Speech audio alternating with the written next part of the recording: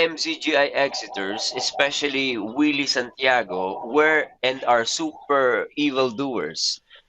Their seemingly unnoticeable but gradually revealed super evil doings while in the MCGI, pretending brethren extremely escalates exponentially after their claimed exit. They are now irrefutably providing their mastery, expertise in fabricating and propagating super satanic lies, expositories, accusations, etc., effectively manifesting and carrying out the devil's great anger against the people of God this present dispensation.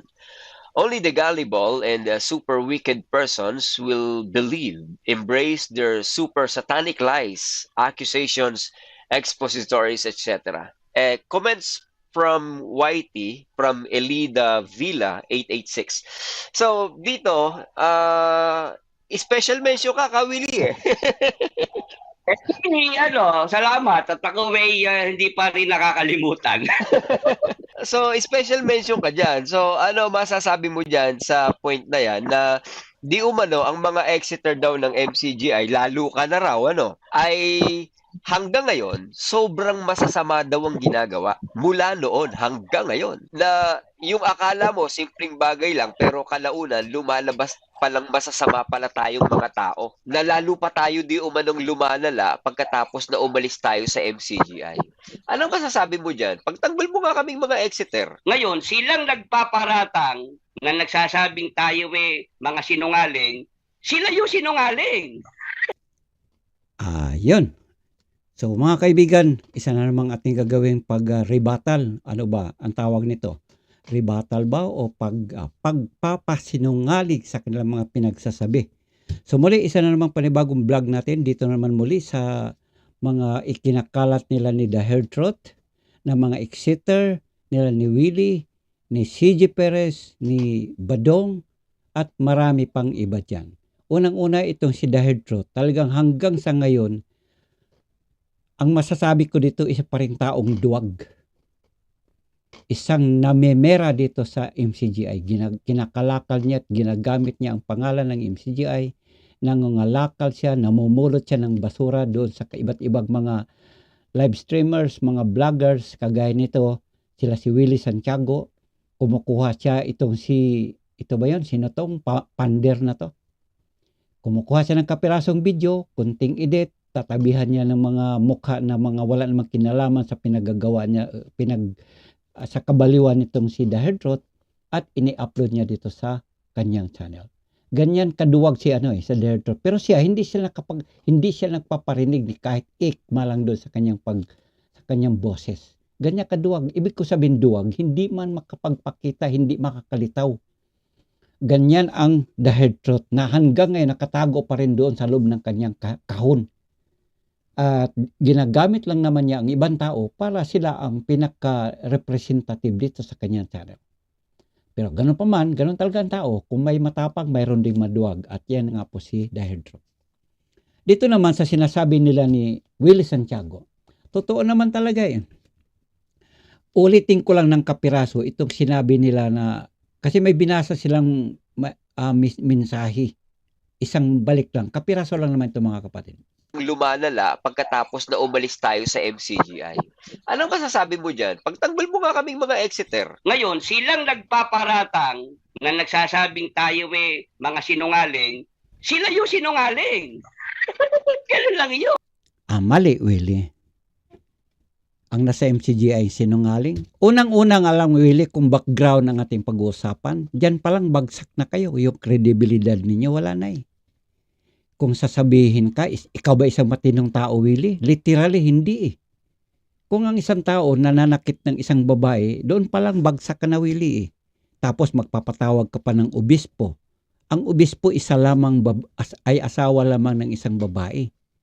O doon palang bagsak ka na, tapos maghanap pa tayo ng katotohanan mula sa inyo. Yung pagbibintagan yun ang Brother Ili na bakla. Doon palang wala na, kasi nangalingan na yun, Willie eh. So sa mga exeter ngayon, ako ang magsabi, alam mo yung mga exeter, lalo ka na Badong, lalo ka na si CJ Perez, ikaw, sino ba tong si Pander? Palagay ito si The Dark Knight to eh. Diba? Dark Knight, ikaw ba yan Dark Knight? courtesy of Post and Pander. Ikaw, Willie, katiwa-tiwala ba kayo dyan? Sige nga, kayo magsalita dyan. O tatanungin ko, ako ang tanungin mo dyan, The Pander. Sino ba tong si The Pander? Duda ako, si Dark Knight ito. Sa mga Exeter, wala na ka. Kayo ang may mga sawing palad sa pananampalataya. Kasi mula kayong maalis dito sa MCGI, wala na kayong mapupuntahan eh. Wala na kayong mapupuntahan. Katunayan, kanya-kanya kayo pasikatan. Si CJ Perez nagtayo ng kanyang sarili. Bible study na rin siya. Pero wala siyang kalalagyan eh. Kasi sabi nga ayon sa Biblia, na kung ang sinusugo kita upang magwasak at magtayo, yan ang nakasulat sa Lumang Tipan. Hindi ko na masabi kung anong version. Basta ang nakalagay doon, sinusugo kita upang magwasak at magbagsak at magtayo. So therefore, kung mayroon kayong sisiraing samahan, dapat mayroon kayong itatayo. Hanggang kayo wala pa kayong naitatayo na sana yan ang inyong kalalagyan sa mga nagsisilayas dito sa MCGI. Kaya ngayon, yung nagsisilabas dito sa MCGI, kanya-kanyang pasikatan, bahala na si Batman kung saan kami. Dito ako kasi masaya na ako dito. Hindi kagaya sa MCGI, hawak ang oras namin dito. O ngayon, magpakasaya kayo dyan. Ngayon, kung yung ibang kababaihan dyan, narinig ko nung mga nagdaang mga video dito, may nagsasabi dyan, din ikaw parang nagiging lusyang kami doon. O kayo ngayon dyan, magpakasiksi na kayo. O lusyang kamo dito kayo nandito sa MCGI. O kayo dyan, nung lumabas na kayo, magsuot na kayo ng mga magbuburlis na kayo dyan.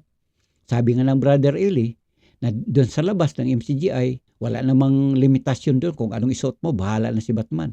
Pwede kayo mag-sleeveless, mag-backless, mag-boreless. Walang pakialam si Father. Bahala na kayo dyan. O, diba? O, ngayon, tinatanong mo, ano bang kahinat na Exeter? Kayo nga ay mga sawing palad na kayo sa pananampalataya. Wala na kayong mapupuntahan at doon kayo lalagpak sa kangkungan. Ang Willie Santiago naman, pangirit-ngirit lang. Kung ikaw, Willie Santiago, mayroon kang malasakit sa mga nag-i-exit, sana sabihin mo, wag na kayo magpunta kung saan-saan. Dito na lang tayo magsama-sama sa iglesia ko. Malay mo, madadagdagan ang asawa nyo, parang kagaya ko. Ganun yun. Hindi mahirap maintindihan itong aking sinasabi kasi kung ako'y nanggaling dyan sa samahan na yan, sa loob ng 19 na taon, kabisado ko lang ang galawan dyan, Brother DK. 1990 pa lang ang matunog na pangalan nun yung Lolita Hison. Yung may alam mo, Willie, 1990 ka pa pala. Alam ko rin naman anong ginagalaw mo dito sa MCGI Hindi mo pa nga yata kung ano ang background ni Sis J nung araw Sus naman, Jill, huwag ka nga magyayabang diyan, Willie. Alam ko yata kung paano kayo nag-umpisa diyan si Jen Angeles nung araw Ha? Sa kasawiang palad lang si Jen Angeles napunta sa isang masamang kamay. Tiwalang-tiwala nung bandang huli pala, bubugbugin mo lang pala may-ari ng Pampangas Best. Natatandaan mo yung Brother DK? Oo. Ay, di ba? Dahil si Brad Eli ay nagkaroon ng kaso dahil dinimanda siya noong Lolita Hison doon sa Mount Sinche. Ang sabi ni Brad Eli, masamang tao yung Lolita Hison. Tapos sinabihan pa niya ang kapatiran na huwag tatangkilikin yung Pampangas Best. Di ba? Alam mo, Willie, ikaw, Willie, nakakalat. Kaya tama lang talaga. Sino ba ang masasama? Mga sinungaling. Natural yung nag-i-exit kagaya mo, Willie. Ngayon kasi, Willie, wala ka na dyan sa MCGI, di ba? Nagre-rebelde ka na. Natural ang sasabihin mo, lahat ng pinakamasamang bagay ay iyong ikukuda sa sokmet para naman mayroon kang mga scapegoat na ikakatwiran mo na, kaya pala si Willie Santiago umalis at nagre-rebelde sa MCGI kasi ganyan palang MCGI. Alam niyo mga kababayan, yung kwento yan kay Lolita Hison, yung founder, siyang nagtatak dyan sa Pampangas Best. Alam ko rin naman yan si Willie yata. Alam mo, Willie, ikaw na anib ka lang 1990s. Pasalamat ka nga, ginawa kang tagabasa ni Brother Eli. Alam mo ba, Willie, ang kasaysayan ng ang dating Daan Radio program, balikan natin nung dekada 80 pa.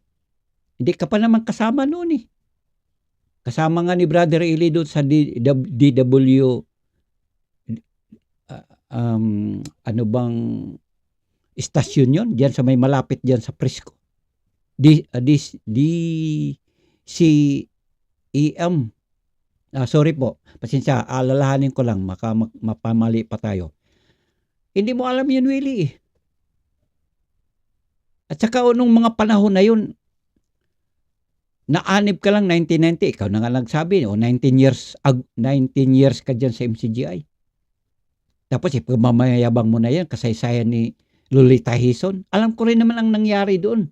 Kaya si Brother Eli nagkaroon ng bounce and check. Kasi nga nung mga panahon na yon, wala namang si Brother Eli sapat na pera para punduhan ang check na yon. Alam ko ang kasaysayan nun kung bakit na bouncing check si Brother Eli at dinimanda sila ni Lolita Hison. Ang Lolita Hison naman kaya nagkaganyan yan para ang Brother Eli magka-windang-windang ang kanyang pangalan, idinideposit niya yung cheque na alam naman niya na walang pondo para siya ay matalbugan ng cheque at doon upang ma-demanda ng bouncing check. Na ang usapan nila sa ngalang magkakaibigan kasi si Lolita Hison at si Brother Eli magkakaibigan naman yan eh. Ang usapan diyan, wag mo munang i-deposit yan kasi wala pa akong pondo, mangungutang muna ako dito sa kabila para ipupuno ko dyan.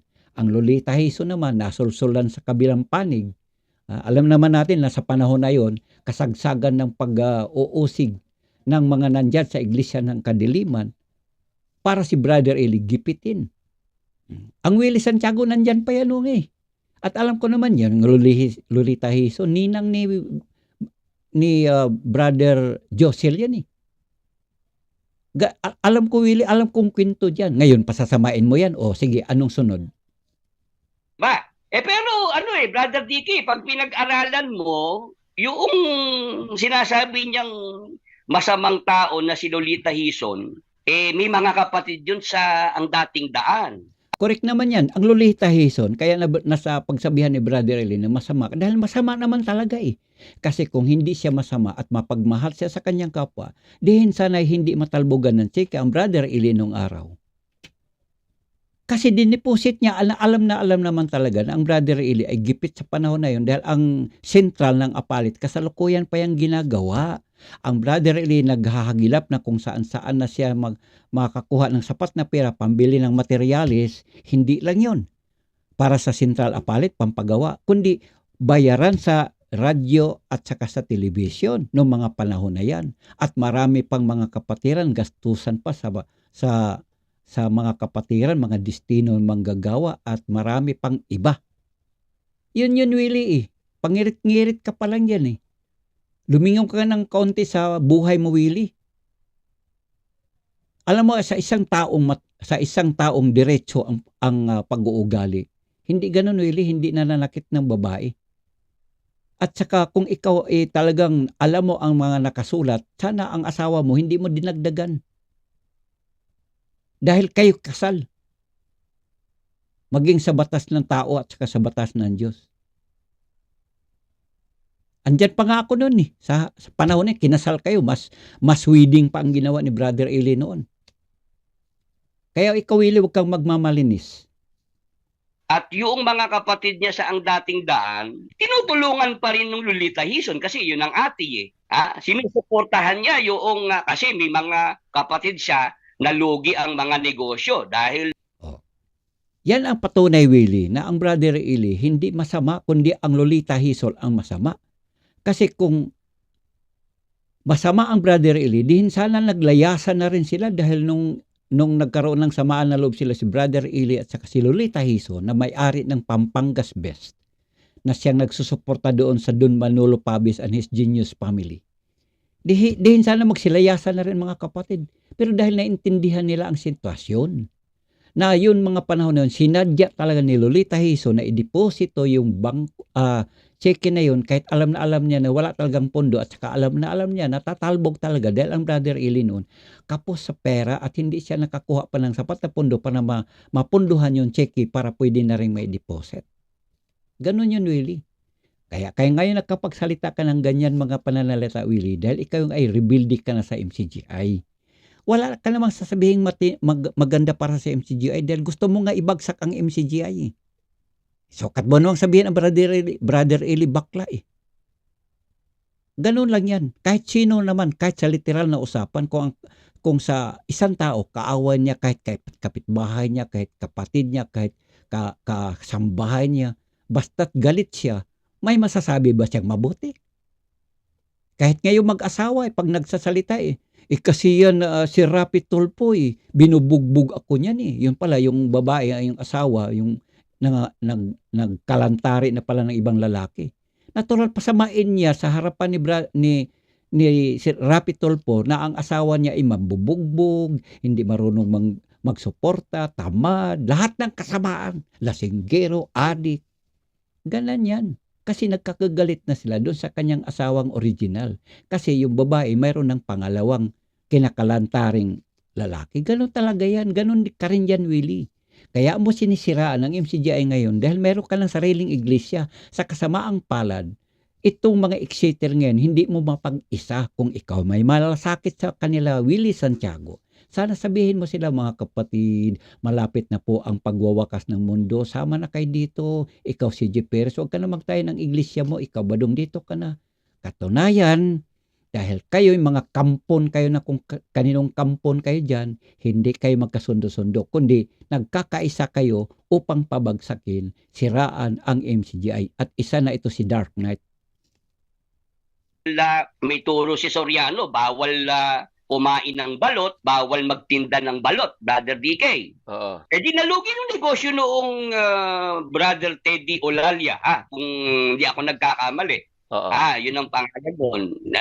Nalugi yung kanyang negosyong balutan, sinaranan niya dahil bawal nga ni Brother Eli di yung Oo, ngayon Willie, tutol ka na bawal kainin ang balot?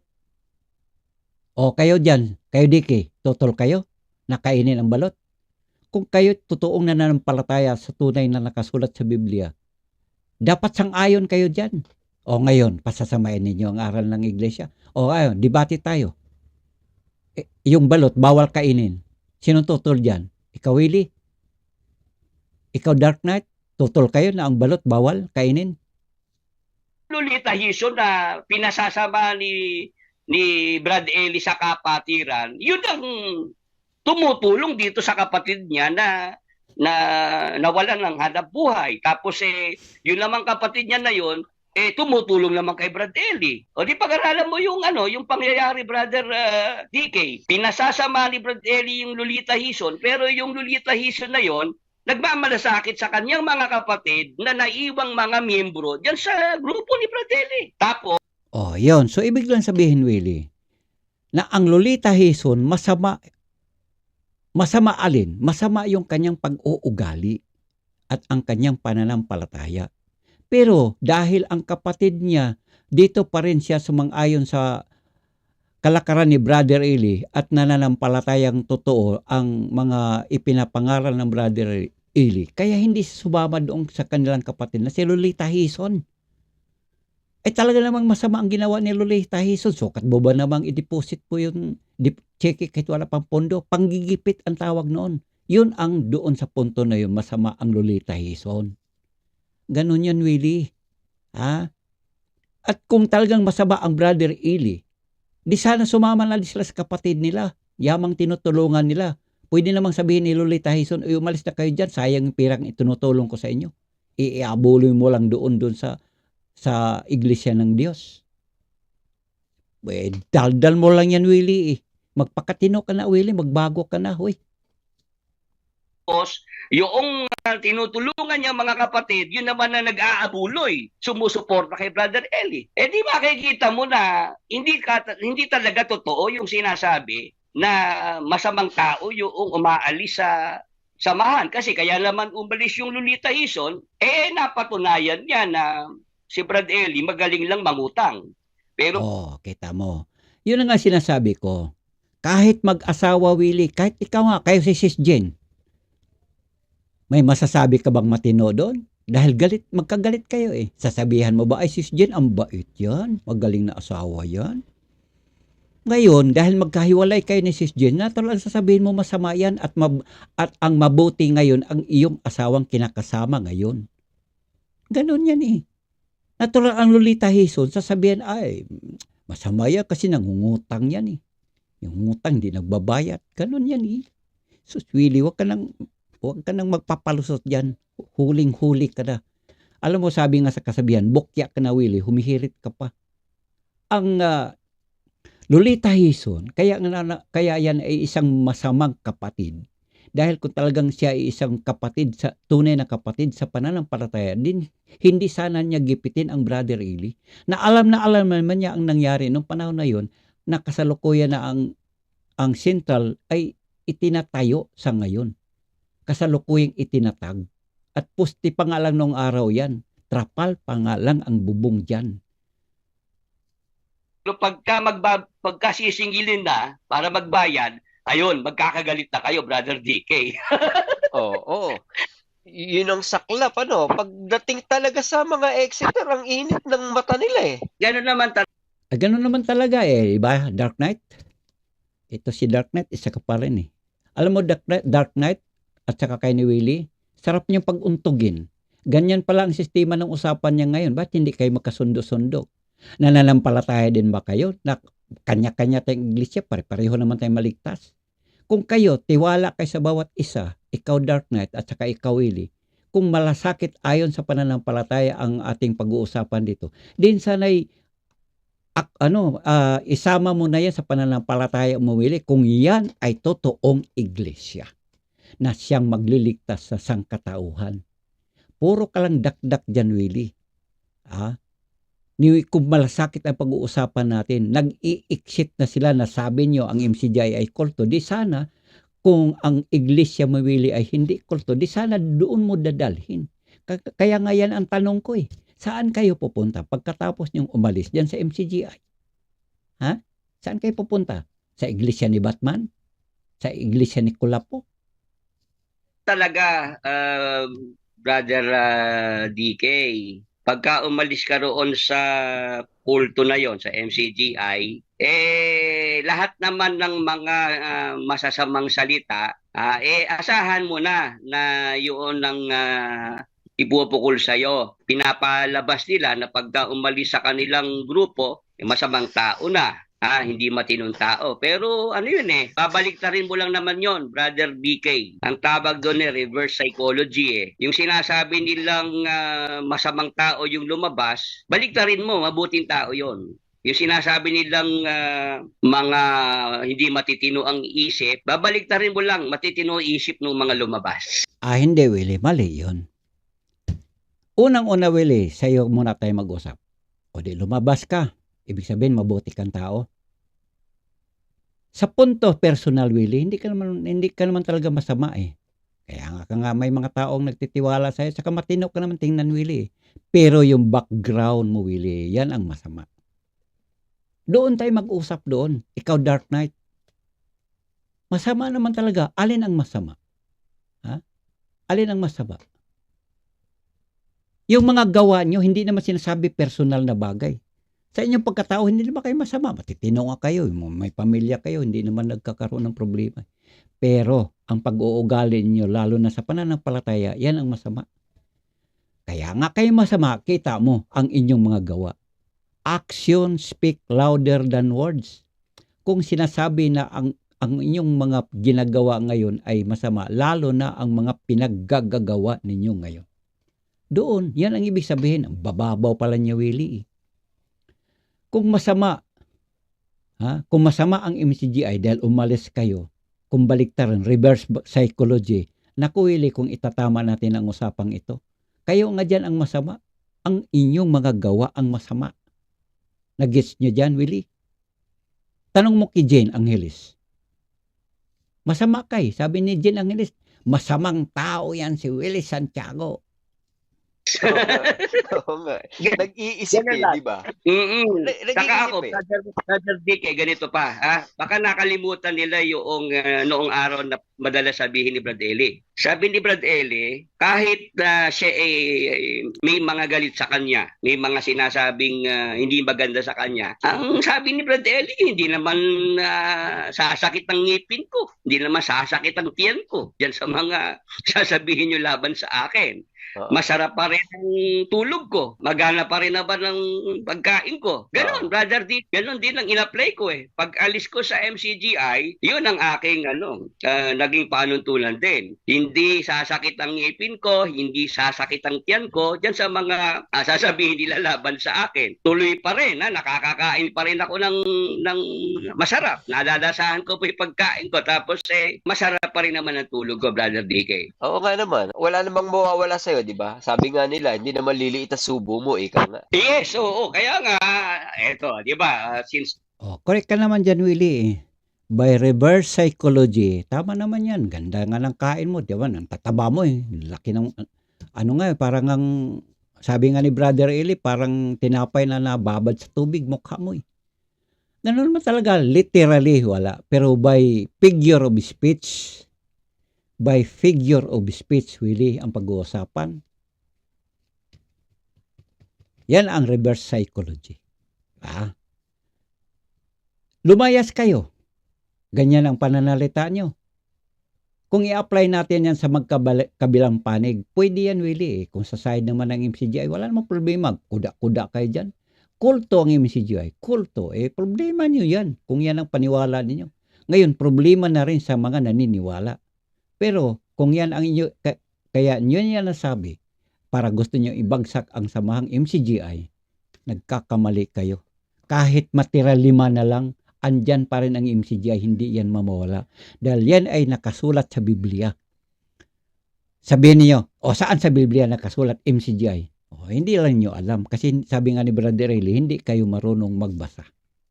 Basahin ninyo at malalaman ninyo nga MCGI ay nakasulat sa Biblia. 2009 pag exit ko ngayon 2025 na di ba ako pa rin ito, Brother DK, si Brother Willie Santiago pa rin ito. Wala namang nagbago di ba? Tama, ano pa rin, matatas pa rin ang karisma, di ba? Tingnan mo naman yung mga kitik, killer smile, di ba? Teka, balikan ko yung point of view. Yan, nagbubulahan pa kayong dalawa. Yan, 2009, umalis ka kamo, Willie, hanggang ngayon, nandiyan ka pa rin, matatag ka pa. Ganun naman talaga, Willie. Alanganin paglayas mo, mangunguluntoy ng pagkatao mo. Masisira ka na, magugutom ka na. Hindi naman talaga, Willie. Literally, hindi ganun. Si Brother Eli nga lang, hanggang sa kami ay iniwan na. Si Brother Eli pa rin yun. Katunayan, hanggang sa nung siya ay umalis siya sa atin, andyan, nangangaral pa rin siya. May nabago ba? Andyan pa rin naman ang dating daan radio program, ang dating daan on television, Bible exposition, nandyan pa rin, nangangaral pa rin ang Brother Eli. Sa kasamaang palad, kung kailan siya nawala, sabi nga nila, kung wala ang pusa, saka naglabasan ang mga daga na mga kagaya ninyo ngayon. Dahil wala ng Brother Eli, kuda na kayo ng kuda. Diba, Dark Knight? Diba, The Heart Trot? Natin. Ano point of view mo tungkol doon? Halimbawa nga naman, social gathering, napainom ng kapiraso. Kasalanang mabigat na ba yun? Alam nyo, mga kasama, si Jesus Christ, pag binasa mo Bible, ang unang ginawang himala niya, yung tubig yung ginawa niyang alak, Brother Dick. Doon pa lang sa umpisang himala na ginawa ni Jesus Christ, alak na nga Tapos mamasamain naman ngayon ng MCGI. Naloko na. Naloko na. Naloko na si Willie. Alam mo ba, Willie?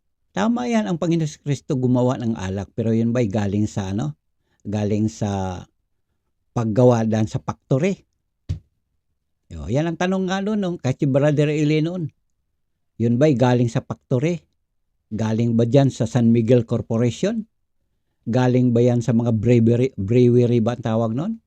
Galing ba yan sa NIPA? Galing sa Niyog? Tanong lang.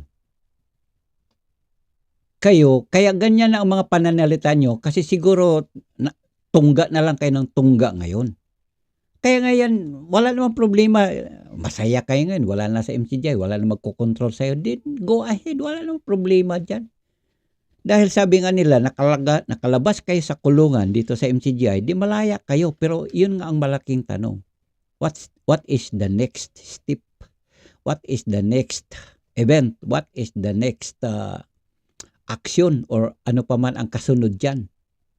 Saan kayo pupunta? Ni hindi naman kayo, ikaw Dark Knight, lalo ka na Dark Knight, nako, maniwala ka.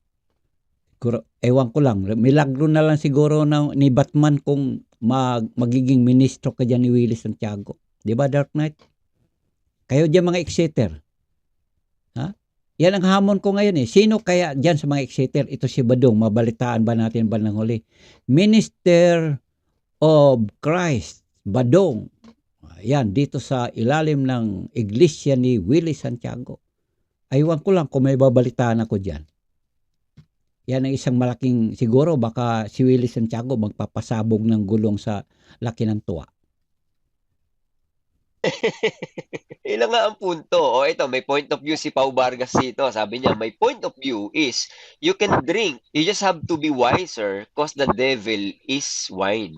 Okay lang naman daw anya na uminom, kaya lang dapat daw maging maingat ka kasi baka mamaya yung alak panggalingan ng gulo. Tama. May O, di mga lasinggero nga kayo, mahilig kayo sa alak.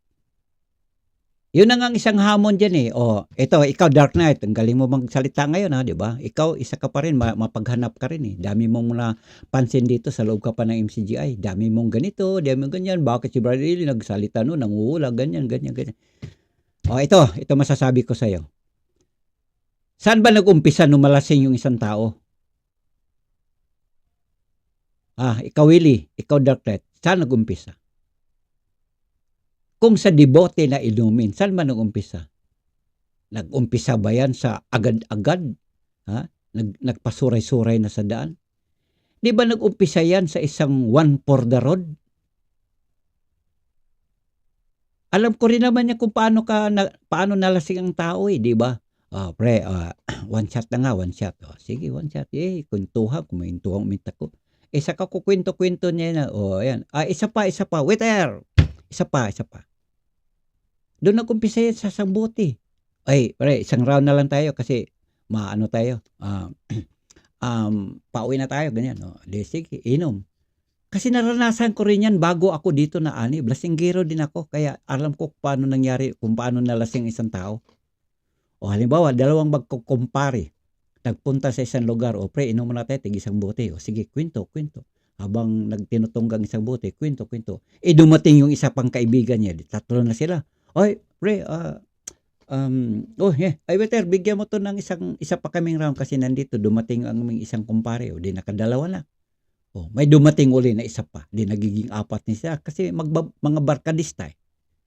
O ano ngayon sabihin? Ay, pre, ayaw ko na kasi nakadalawang bote na ako. Pwede ba yun? Nagkakasarapan na. Kaya mo bang makontrol? Uy, pre, wag yan kasi baka malasing na tayo. Tama na siguro yun. Tama, pwede ba yun? Kayo naman kuhin yung mga lilong nyo. Kaya ang Brother Eli, nangangaral siya, yung umpisa pa lang na siyang pagmumula ng pagsuray-suray na ng tao, doon na niya ipinagbabawal. Hindi masama ang uminom. Tama, hindi masama ang uminom. Pero doon nga nag-umpisa ang isang gulo. Parang isang kaguluhan yan. Sa dila pa nga lang, pag nag-umpisa ang gulo, sa dila pa lang, isang salita lang, doon na nagkagulo-gulo na. Sa pag-iinom. Pag yan ay umiipikto na yung sabi nga ni Brother Eli nung araw na agwa di pataranta, naku, matataranta na kayo lahat dyan. may point naman siya ron, di ba? Oo, kasi sa Bible, mga kasama, ang talagang kinokondena. Let me use the word kinokondena. Yung paglalasing. Sinasabi sa Galatia 5:19-21, paglalasing, hindi magmamana ng kaharian ng Diyos. Paglalasing ang ipinagbabawal. Brother BK. Oo, at kung ikukalify mo yung paglalasing, that's more than normal, di ba? Excessive na. Yes, kumbaga yung mga nabanggit na mga kasama, sumasang-ayon ako in moderation. Kagaya Ay, nako, Willie, isa ka pa. Sinusulsulan mo yung mga mananampalataya na mag-inom. kaya mo bang sabihin, Willie Santiago, oy mga kapatid ha, hindi naman bawal uminom, wag lang maglasing. O kaya mo bang sabihin, oy, tama na yan ha, tama na yan. Paano nga ngayon mayroon nagbukas ng 4 kantos? Sasabihin mo, ay ha mga kapatid ha, bawal maglasing ha, pwedeng uminom, bawal maglasing. Paano nga yan sa unang tungga nasundan? O nakadalawa, nakatatlo, hindi na malayan, medyo dumuduling na ang paligid. Umiikot ng paligid. Tapos sabay may katabi pang mabungisngit ng kasarapan. Saan ba nag-umpisa ang isang case? Ha? Ikaw, Willie. Ito si Willie, din ito, isa tong pastor na solsolero. Tama naman, hindi masama uminom, wag lang maglasing. Paano ka nga nalasing? Di ba doon nag-umpisa ka sa isang shot? Bakit? Nalasing ka kagad, pagtagay mo, nalasing ka na. Di ba nag-umpisa yan sa 1, 2, 3, 4? Sus naman. Palagay natin, nakokontrol ng isang tao. Kaya mo bang kontrolin sa karamihan? Sasabihin na, ay sige, hindi naman. Hindi naman masama uminom, sige.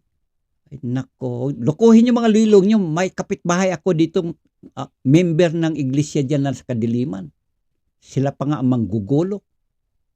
Pag may nagka-birthdayhan, nagtatagay. Inong malasing, nagkagulo. Pero mga kapatiran sila. Solsolero ka. Alam mo, Willie, magaling kang obispo sa mga ikaw ay manggagawa ng, di ba, katampalasanan. Nito, merong nasa abroad, giniginaw, Brother DK.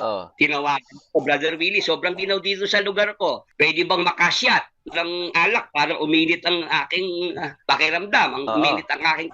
Sabi ko, go ahead. Go ahead. Kasi yun ang sitwasyon niya. Doon sa lugar niya, malamig yung bansa na kinaroroonan niya.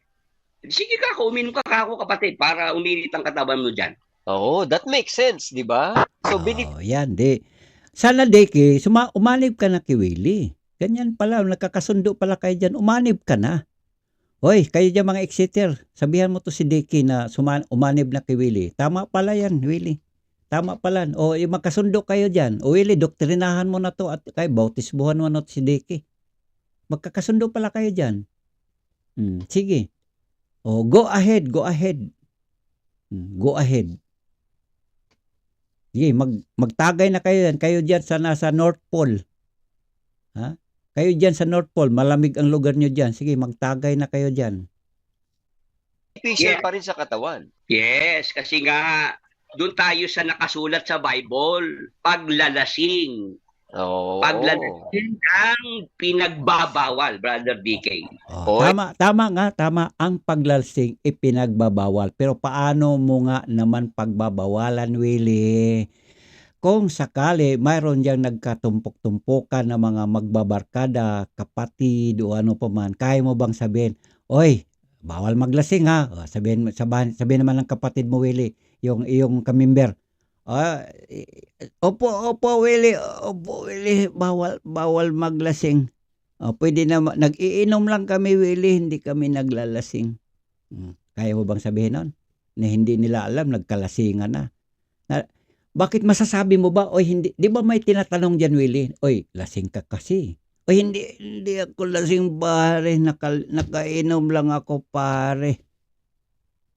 Sulsuliro ka rin, Willie, Tama, masama ang maglasing. Pero saan ba nag-umpisa na ang tao ay malasing? Di ba nung nag-umpisa nga sa unang shot? Si Brother Eli hindi ganun magturo, Brother Eli. Si Brother Eli hindi ganun. Hindi kagaya mo, Willie. Ikaw yata ay manggagawa ng katampalasanan dun daw ngayon sa kasalukuyang administrasyon, sabi nakita ko rito, bawal na daw talaga, totally. Lahat ng alak. Kay 1%. Ano lang yan, dahil nabulgar yung Area 52. Naasahan mo dyan sa mga mapagpunwari na yan. Nandito. Area 52. But anyway mga kaibigan, mahaba ang video na to. Ito po ay part 1. Gagawan ko to part 2. Mga kaibigan, hanggang dito lang po muna sa usapang alak sa Area 52. Ito po ang ating part 1. Abangan ang part 2. Hanggang sa muli mga kaibigan, Salamat muli sa inyong pagsubaybay at ating sasagutin ang part 2 tungkol po sa alak.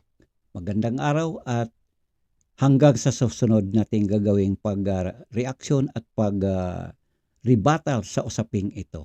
Alak, Area 52. Magandang araw, babay muna.